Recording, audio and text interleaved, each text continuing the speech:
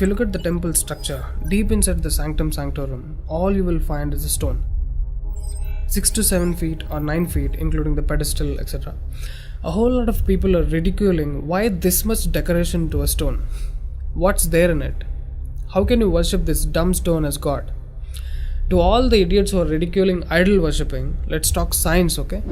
What is it? It's a rock. What is rock? Rock is made up of metals and minerals. If you go to a valley and shout something, what does the rocks do? It will give you an echo.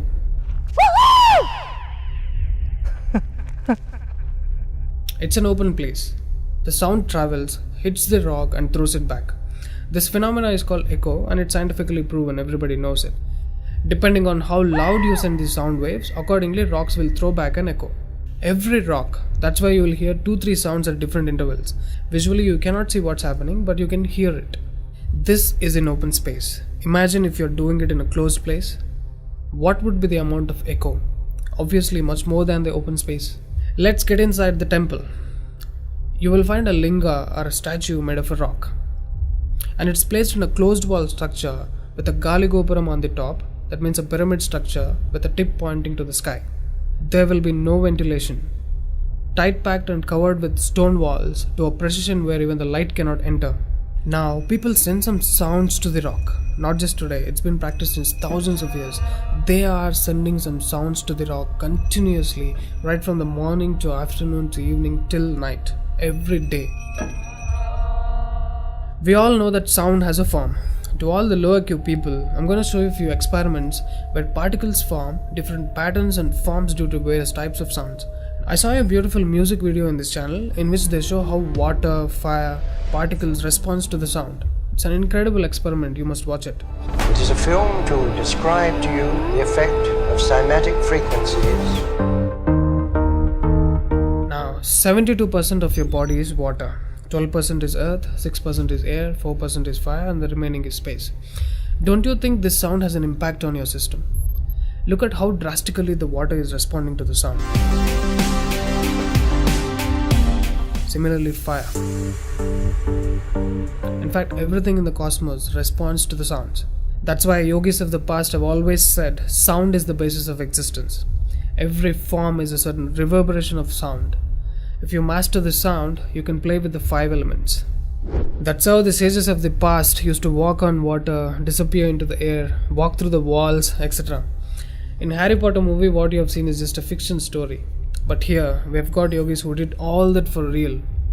Even though there are many mystics who can do these things, not just them, you and I can do it if we attain certain mastery over the sound. You need a perception beyond the senses to do that.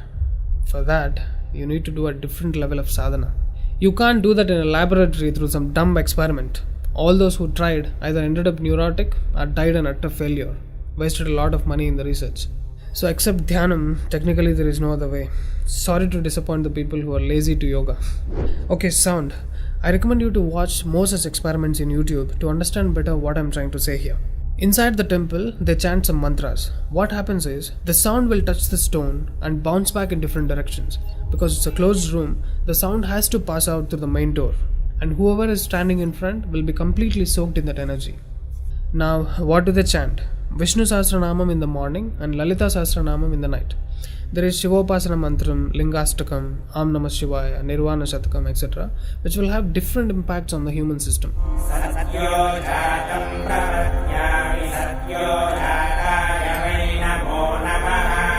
I really wanted to check what impact these sounds have on the human system. So I went to a neurosurgeon to really experiment and document the impact of these sounds on the human brain, the human system. I took my friend Rahul for the EEG test. It's called electroencephalography, where you can see the brain activity, the activity of the nervous system of a person on a computer. We played Lalita Sahasranamam to him.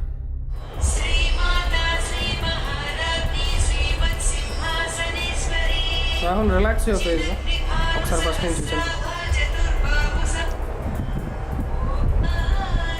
Right.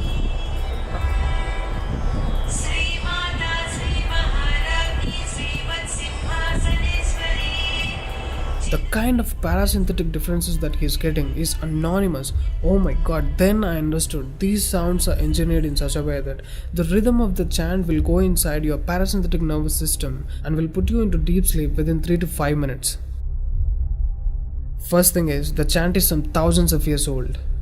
How could these ancient sages know that these sounds impact the parasympathetic nervous system?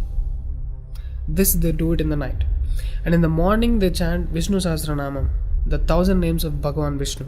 And again, these sounds are engineered in such a way that it will wake you up to a peaceful and refreshing state of mind. I'm sure most of you are suffering with painful wake-ups, with such an irritated mind that you can't sleep and you don't enjoy waking up. If you listen to Vishnu Sahasranamam in the morning, it will clear all these clutches in the brain and you will be super fresh when you wake up. Even today you can go and check in Tirupati temple. They will chant Vishnu Sahasranamam in the morning and Lalita Sahasranamam in the night. This is a clear science evolved and being practiced in temples. Even now in most of the temples they're still doing it without knowing why they're doing.